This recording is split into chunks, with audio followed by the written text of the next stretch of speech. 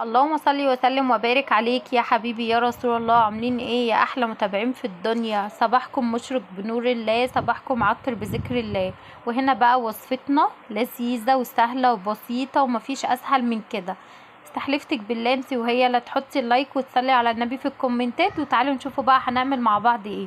عندي علبة فيها كوبايتين، ضفت فيها كوبايتين مية، المية مغلية وسبتها تبرد خالص. وعندي كوبايه لبن برضو كانت دافيه وسبتها تبرد خالص. وصفتنا النهارده الوصفه دي لو الجبنه القريش بتبوظ منك، بتغير لون منك، اعتمدي الوصفه دي بجد، مش هتعملي غيرها.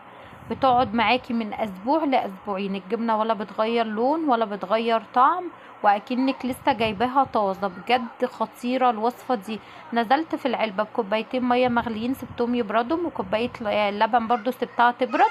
ده بقى صوت يزوم بيقول لكم ما تنسوش اللايك. يبقى العلبة ضفت فيها كوبايتين مية، كوباية من اللبن، رشة بسيطة خالص من الملح.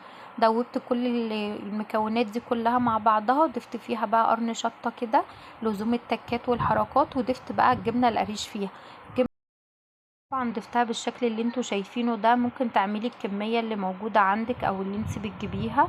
اللهم بارك، ما بتغيرش لون خالص، بتبقى جايباها اكنها لسه طازة. بجد وصفتنا بسيطة وسهلة. يا رب تكونوا استفدتوا من الفيديو. ما تنسوش اللايك والشير وتفعلوا الجرس عشان ينزلكوا كل جديد من فيديوهاتي. احلى متابعين في الدنيا. تقولولي بتتابعوني منين؟ اشوفكم على خير في فيديو جديد. باي يا حبايبي.